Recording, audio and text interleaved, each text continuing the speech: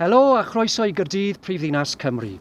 Welcome to Cardiff, the capital of Wales, and host for the 17th Homeless World Cup. 500 players representing 48 countries have gathered here. But of course, it's not all about the football, is it? We know that football is more than a game. And the organisers of this year's tournament are hoping that this tournament is going to leave a lasting legacy for people who have been suffering from homelessness and addiction. Well, the man who's been instrumental in bringing the Homeless World Cup to Cardiff is actor and activist Michael Sheen. Michael, it's a strange fit in a way for celebrity endorsement, if I might say so. What got you interested in the Homeless World Cup?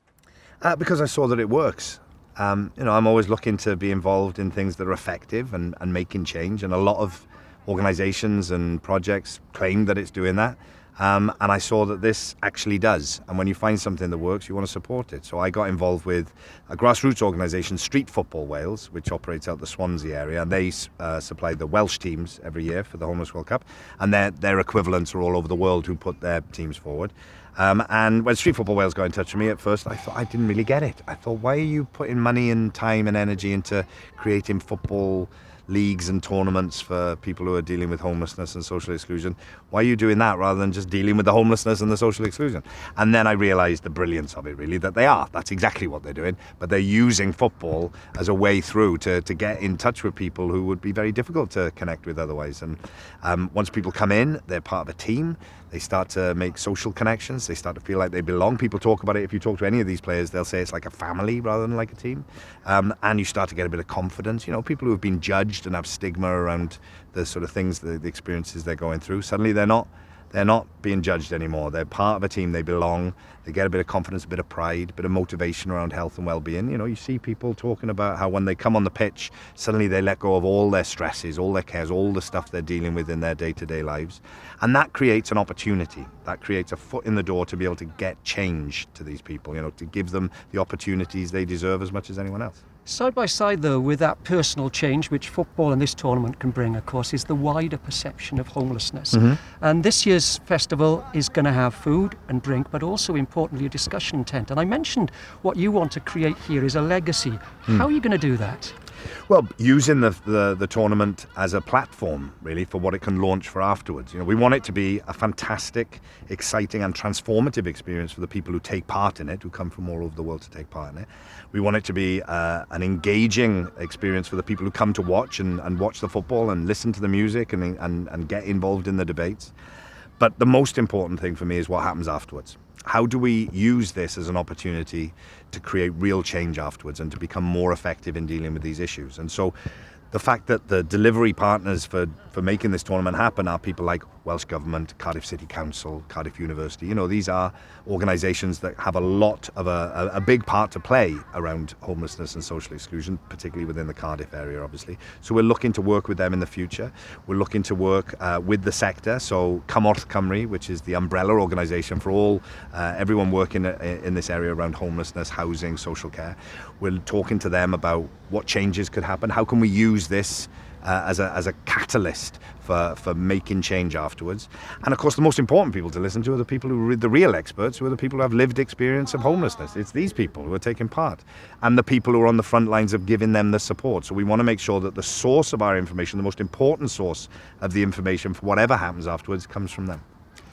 We must talk a little bit about the football as well, though. Mexico, world champions. England, a dominant team. How do you think the Welsh team's going to get on? And have you got any tips for the World Cup?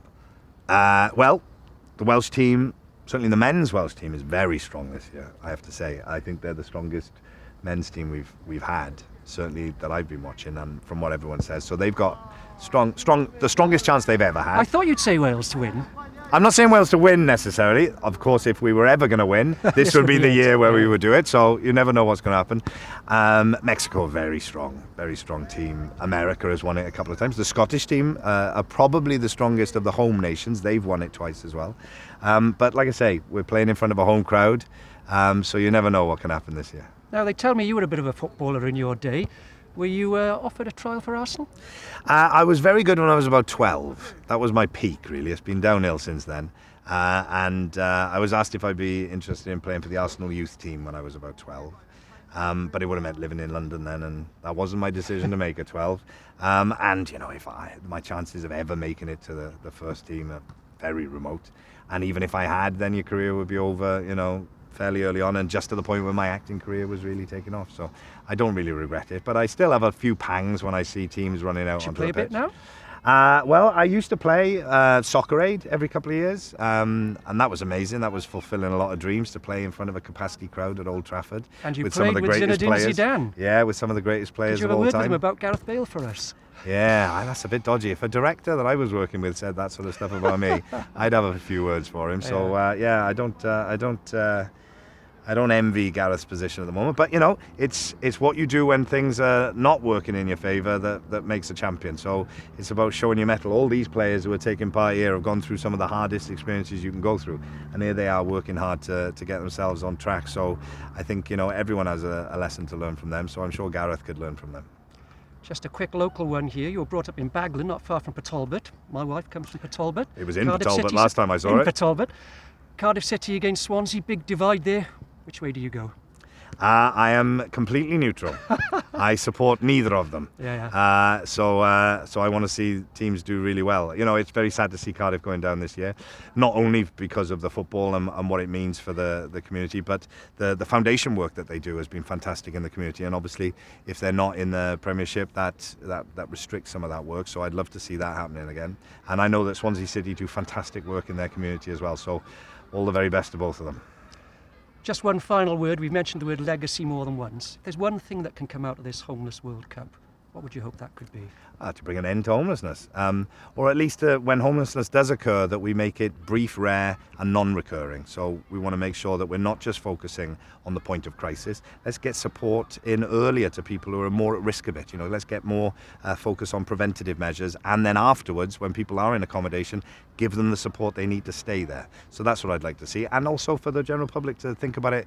Instead of seeing people who are dealing with homelessness as this sort of solid block over there, it's them, othering people. It's not. It's us as a community. We all move in and out of needing help at different times in our life. It doesn't matter what your circumstances are.